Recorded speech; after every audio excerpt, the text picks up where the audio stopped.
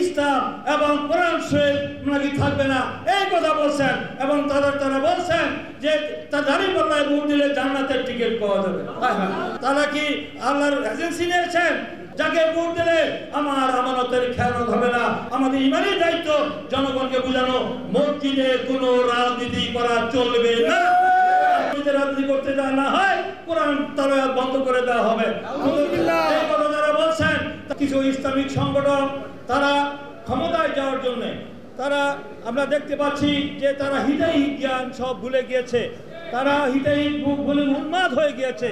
তারা তাদের যে বক্তব্য, সেই কোথায় কি বক্তব্য রাখতে হবে সেটা ভুলে গিয়েছে। তারা শুধু ক্ষমতা আর যাওয়ার জন্য, ভোটে যাওয়ার জন্য তারা ইসলাম ধর্মকে তারা ব্যবহার করে তারা বিভিন্ন জায়গায় আমরা দেখতে পাচ্ছি যে আবার পূর্ববর্ত বক্তারা যে বলেছেন যে ভোটের জন্য, ক্ষমতায় যাওয়ার জন্য তারা উন্মাদ হয়ে যেসব কথাবার্তা বলা হচ্ছে, এইসব বক্তব্য আমরা জাতীয় গণমাধ্যম, সামাজিক যোগাযোগে দেখতে পাচ্ছি। আমরা বিস্ময় প্রকাশ করছি, অবাক বিস্ময় লক্ষ্য করছি যে তাদের ইতিহাস আমরা জানি। তারা ইতিহাসে অতীতে কি করেছিল, যে এই দলটির সৃষ্টি হয়েছিল 1941 সালে, তাই সেই সংগঠনটির জন্ম হয়েছিল। সেই সংগঠনটি আমরা দেখেছি এত বছর তারা ক্ষমতায় কোনোদিন আসতে পারে নাই, জনগণ তারা ক্ষমতায় আসতে দেয় নাই। সেই দলটি আমরা দেখেছি যে স্বাধীনতা বিরোধী যে কর্মকাণ্ড করেছিল, যে মানবতা বিরোধী অপরাধ করেছে, গণহত্যার সাথে যারা সম্পৃক্ত ছিল তাদেরকে বাংলাদেশের যেমন আওয়ামী লীগকে জাতীয় নির্বাহী আদেশে নিষিদ্ধ ঘোষণা করা হয়েছে। এই জুলাই আগস্টে দীর্ঘ 16 বছর যারা গুম, খুন, হামলা, মামলা, নির্যাতন করে, লুটপাট করে দেশে ধ্বংসের দ্বার মধ্যে খাদের কিনারে দাঁড় করে দিয়েছিল, এই জুলাই হত্যাকাণ্ডের মধ্যে যাদের পতন হয়েছে, শেখ হাসিনা দেশ থেকে পালিয়ে গিয়েছে, সেই দলকে নিষিদ্ধ ঘোষণা করা হয়েছে। অনেকে আজকে প্রশ্ন তুলেছেন সেই দলকে, যে ইসলামিক দল, যে জামাত ইসলামী আজকে যেভাবে উন্মাদ হয়ে যাচ্ছে, দেশের বিরুদ্ধে যেভাবে ধর্মকে ব্যবহার করে মানুষের মধ্যে মানুষের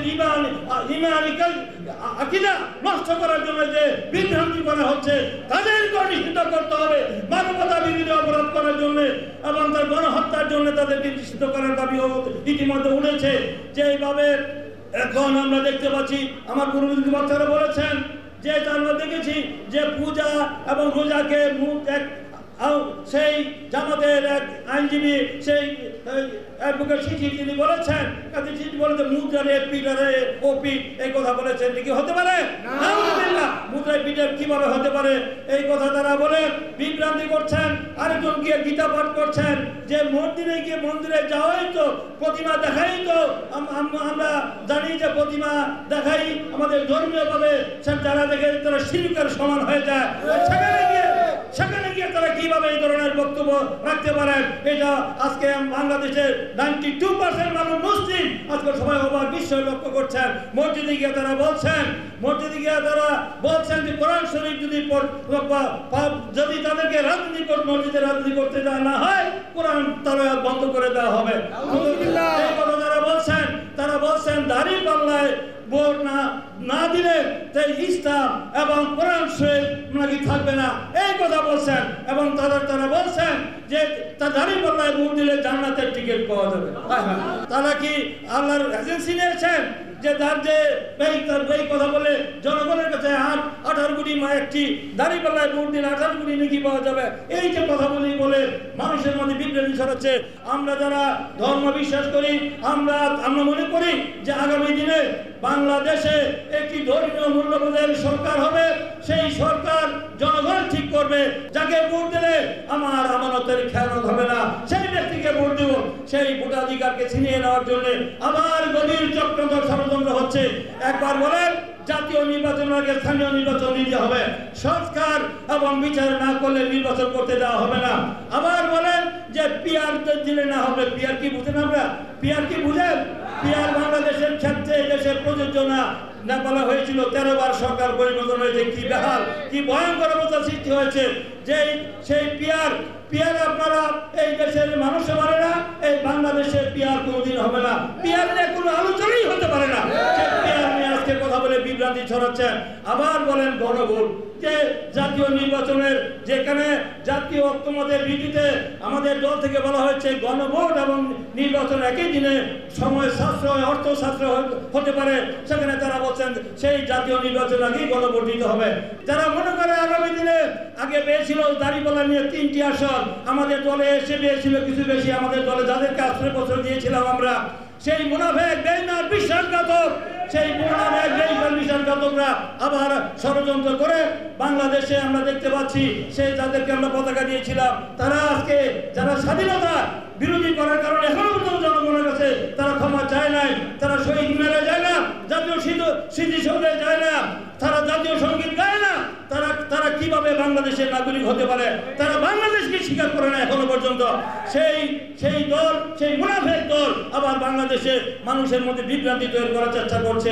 নির্বাচন বর্জন করা, পণ্ড করা, প্রলম্বিত করা যে ষড়যন্ত্র, আবার ফেসিবাদের অপশক্তিকে বাংলাদেশে পুনর্বাসন করার যে ষড়যন্ত্র চলছে, দেশি বিদেশি চক্রান্ত হচ্ছে, সেই চক্রান্তের সাথে যারা জড়িত থাকবে তারা জনগণ থেকে বিচ্ছিন্ন হয়ে যাবে, ইতিহাসের আস্থা করে নিক্ষিপ্ত হবে তারা, জনগণ তাদেরকে মেনে নিবে না। যারা দেশের মধ্যে বিভাজন সৃষ্টি করতে যাচ্ছে, ধর্মের নামে মানুষকে বিভ্রান্ত, আমাদের ইমানের দায়িত্ব জনগণকে বোঝানো মসজিদে কোনো রাজনীতি করা চলবে না। তারা দেশের অস্থিতিশীল পরিস্থিতি করে সেই অপশক্তিকে সুযোগ করে দিবে, তাদের ক্ষমা করবে না বাংলাদেশের জনগণ।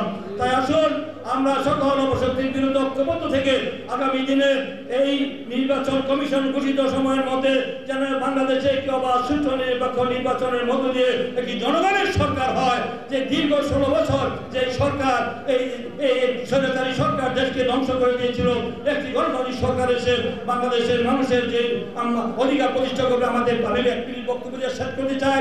আমাদের নেতা তারেক রহমান তিনি বলেছেন একটি দফা রাষ্ট্র সংস্কারের রূপরেখা দিয়েছেন, বাংলাদেশের ইতিহাসে একবার দিয়েছিলেন শহীদ রাষ্ট্রপতি জিয়াউর রহমান বীর উত্তম, স্বাধীনতার ঘোষক, তিনি 19 দফা দিয়েছিলেন, আর তারেক রহমান দিয়েছেন একটি দফা রাষ্ট্র সংস্কারের। সেই একটি দফা রাষ্ট্র সংস্কারের সমস্ত কিছুই নিহিত রয়েছে, দেশ কিভাবে পরিচালিত হবে মদিনা সনদের মতো, সেটি আমি মনে করি। তাই আজকে সেই একটি দফা রাষ্ট্র সংস্কারের কথা তারা না বলে তারা অন্য কথা বলে তার নির্বাচন করতে চায়, কারণ তারা জানে তাদের জামানত থাকবে না, তারা নিশ্চিত পরাজয় পরিণত হবে, তাই তারা নির্বাচন করতে চায় না, নির্বাচন করতে ভয় পায়, জনগণের কাছে যেতে ভয় পায়। নির্বাচনে আসুন, জনগণ আপনাকে যদি নির্বাচিত করে তাহলে আপনার পার্লামেন্টে যাবেন, কিন্তু তার আগে বিভ্রান্তি সৃষ্টি করে জনগণকে মিথ্যা তথ্য দিয়ে আপনার জনগণকে বিভক্ত করে আপনারা যদি চেষ্টা করেন তাহলে জনগণ কিন্তু সেই আপনাদের ষড়যন্ত্র চক্রান্ত রুখে দিবে।